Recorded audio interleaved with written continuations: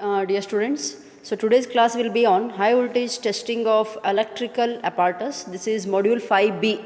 Okay, so these are the syllabus as what they have given as per. So testing of insulators and bushings, testing of isolators and circuit breakers, testing of cables, testing of transformers, and testing of surge arresters, radio interference measurements, testing of HVDC walls and equipments. Okay, so let us go step by step. And here before that already we have read a non-destructive testing in module 5A. Okay, we have gone through different testings also, how this impulse voltage will be there, all those things, it will occur on those transmission lines, how to protect from those surge arresters, diverters, what and all we have used. So now we have to do testing on insulators, bushings, all those equipments and all.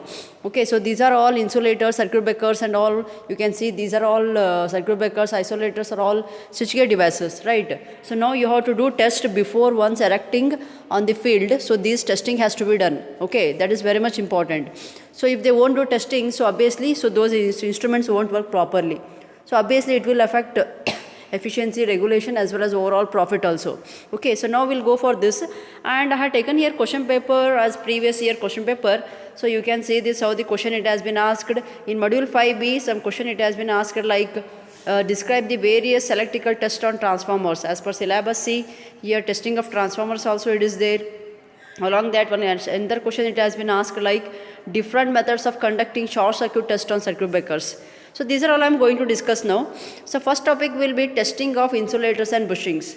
Okay, so before going to this testing of insulators and bushings, see what are the different how these high voltage testings are classified here. Actually it is subdivided before going to that insulator testing.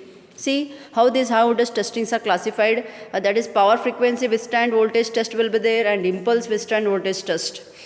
Generally it has been classified like this, and so generally these power frequency and impulse. Okay, so before going to this, some terminologies will be there sometime. What is this? Everywhere these terminologies we are using here, so because the word comes while doing testing and all. What is this disruptive discharge voltage, what is this withstand voltage, flashover voltage, and 100%, 50%, creepage distance, AC test voltage, impulse voltage, and reference atmosphere condition. First one is disruptive voltage. What is this disruptive voltage? And actually this is actually a particular voltage will be there which takes very much important while considering the high voltage testing, and the voltage which produces the loss of dielectric strength of the insulation. Okay, this is the voltage which produces the loss of dielectric strength of an insulation, and this is a particular voltage at which electrical stress in the insulation causes a failure. Okay, particular point will be the disruptive voltage. What happens? A maximum voltage, a particular point which can withstand that insulators, and so what happens? So for even the fault has been happened, maximum withstanding capacity. Sometime insulation whatever sometime may cause failure, that particular peak point, that is disruptive voltage, collapse of voltage we can call. Okay. And this can be considered for solid, liquid, gases will be there. Okay, if it is solid will be there is a permanent loss of strength will be there, and liquid and gases insulation will be there, so temporary loss will be there. Okay, that is the disruptive voltage you can call. And withstanding voltage, this is the maximum capacity of particular test object so that it can withstand a particular voltage. Okay, as per IS rule 731 they have given, and IS 1963 they have provided how much withstanding capacity, chart also will be there. Okay, and 50% flashover voltage. Okay. See, if you go for every high voltage testing methods and all, there will be what here, there is a possibility of flashover may takes place. Okay, which can be applied on test object so that it can be tested, particularly flashes is given on those test object, it can withstand high voltages and all. So if it withstand 50%, that is 50% flashover voltage. Okay, and actually this is normally applied on the impulse voltage test, in which losses of insulation strength is temporary. Okay, and 100% if you want to go for that, so in this condition, so here 100% flashover is occurs on that particular test object, that is 100% flashover voltage. Creepage voltage, it is the shortest distance which will occur on the external surface of the insulators and all.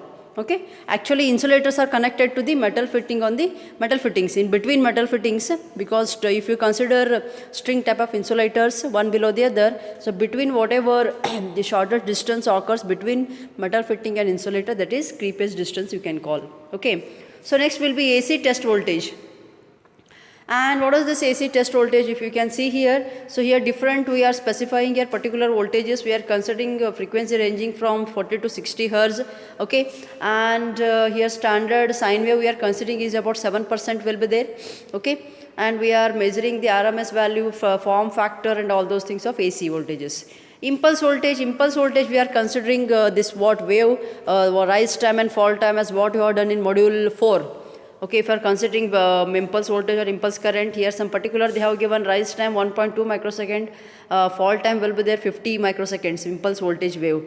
Okay, and peak value they have given plus or minus 30. Tail time, everything values they have specified here.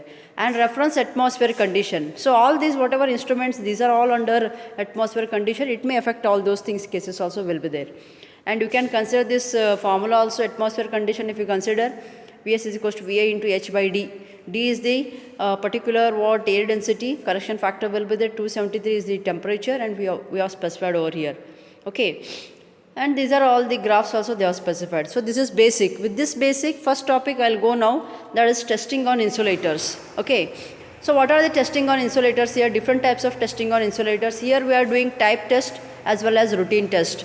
Okay, so now, so type test, routine test, the type test what it is mainly here, here it is used to check the particular design as well as design feature as well as quality also will be there in type test and all. Okay, and this type test will be done on the sample of that particular objects and all. Okay, routine test if you do, it is mainly depend on the reliability of the overall test object. Routine test is nothing but, okay, so that is how it is testing on insulators. So generally if you can consider type test, routine test. Type test will be sample test. Routine test means overall reliability test also we can consider. Okay, while manufacturing itself you have to check it, all those things. Now let us go with this. Sometime they may ask, write a note on how it is testing on insulators and all. So here we are considering power frequency test and impulse test. So first will be power frequency test, that is dry and wet flash shower test will be there. So whatever the insulators, if before erecting they will test in laboratories, they will apply dry as well as wet, because these are all under atmospheric condition, rainy condition as well as dry, that air condition will be there. Okay, so all those things they will maintain here. So in this test AC voltage, power frequency, whatever they will apply on the insulator. So here they will apply for uniform rate of 2% per second, 75% of esteemed test voltage they are applying on this, on the surface of the insulator, if they go for dry and wet test. Okay, and so this test is done, I told wet rain condition they are using. Okay, rainy condition, that is wet test. Okay, and dry test and rain, the test is conducted under normal condition without any rain and all. That is nothing but you can call as, okay, that is dry test. And wet test and then rain condition they will test. Okay, so and one thing, dry test, wet test, and sometime they can sometimes they spray water on those particular objects also, so that they can test under 45 degree. They will maintain that vertical size, they will maintain exactly inclination of 45 degree to the angle. Okay, they can do test on those objects also. Okay, so this is what dry and wet test. And next will be here the value they have specified here, what is this precipitation rate, direction will be there, and how much they can maintain the conductivity of water, temperature, all those values they are specified. And once if they want to go for test on dry and wet test, so what is this vertical component, how they can inclined, so value they are specified, how much it will be, 1 to 1.5 millimeter per minute, horizontal will be there, individual measurements how much it will be, temperature of collected water once if they spray on the insulators and all, the values they are specified. Okay, and sometime they will go for wet and dry test, or 1 minute test also they can go for that. Okay, 1 minute test also they can go for that. So particular 1 minute test, they will test here, dry and wet test will be there, whether it can withstand within 1 minute, it can withstand that much of rain and all, they will check it. Okay, so next will be, these are all dry and wet test on the insulator. Next will be impulse withstanding voltage.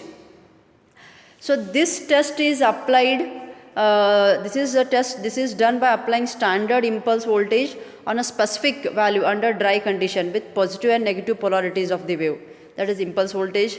Okay, for example, if 5 consecutive waves does not cause a flashover or puncture, so then what happens here, then the insulator is deemed to pass the test. Okay, If does not cause any flashover or puncture of particular 5 consecutive waves, then it means what? It can withstand that much of voltage. Okay. So now because they will test this much of impulse voltage whether it will withstand or not, because insulators are under atmosphere condition. Sometimes thunders guduga aguttala shedilo. So that's why it can withstand that much of voltage or not, that has to be tested. Okay. And subsequent application it can be applied here. And impulse flashover test here.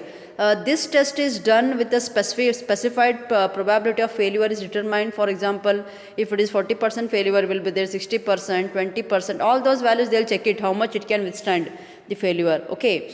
The average and upper and lower limit they will taken out and they will make the graph also. Okay. And main thing, while doing all those testing, and the insulator surface should not be damaged, okay, by these tests and all.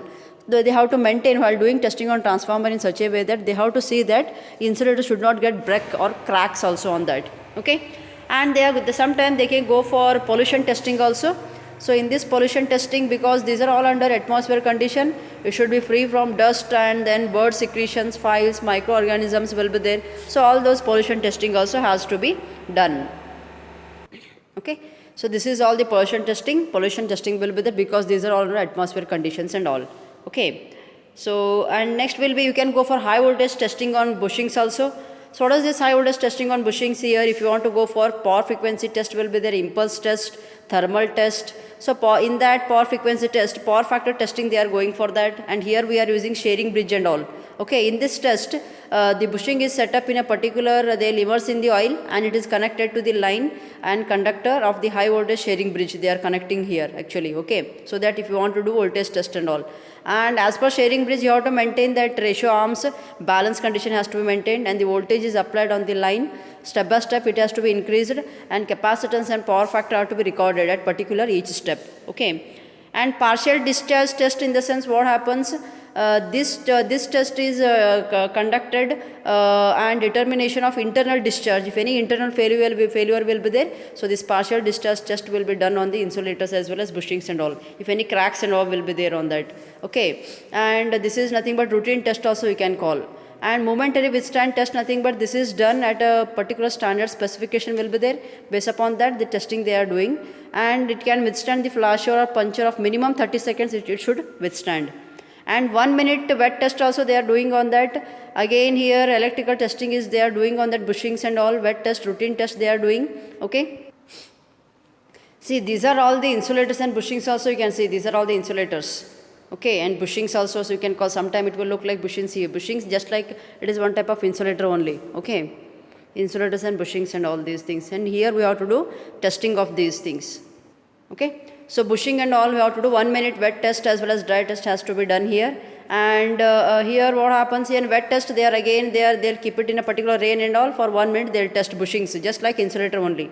Okay, visible discharge test on power frequency. Again here they are to be determined the bushing is likely to give radio interference in service, because these are all under communication lines also. It should withstand under specified conditions they have specified. If no discharge rather than any forms, arc horns and all guard rings also that can be used. Okay, in dark room actually these visible discharge tests they are doing in dark room and all. Okay, dark room conditions and all. Okay. So it should be visible. So sometime what happens, some arc horns or some flashovers may takes place within the dark room. So we can, whether it can withstand that much of voltage or not. Dark room they will do. And impulse voltage test, full wave withstand test also they can do here. 5 consecutive waves they are applying here. Okay, and so that the bushings has to withstand that much of voltage. Same thing what we have explained in insulators. Okay. And then chopped wave, so it is done in sometime high voltage bushings of 220 kilovolt and 420 kilovolt above they are doing on this. Flashover test, switching surges flashover test also they are doing on these bushings and all. And thermal test they are doing. Thermal test, that is temperature rise as well as thermal stability test also. Okay, it should performed it should not exceed the temperature rise, how much it can withstand. So this temperature rise as well as thermal stability test they are doing. Okay, it is within under 50 Hz as well as 40 degrees Celsius they are maintaining. Okay, it is carried out for long term, how much it can withstand the temperature and all. For 132 kilovolt and above also they are maintaining. Okay, So these are all testing of insulators and bushings and all. Okay, dry test, wet test, how much it can withstand voltage, temperature, all those things. Sometimes they may ask, write a note on testing of insulators as well as bushings and all. Okay, just now I told how it will look also. These are all the insulators as well as bushings. So this testing has to be done. Okay, so this is all about first topic of that 5th B module. Okay, thank you.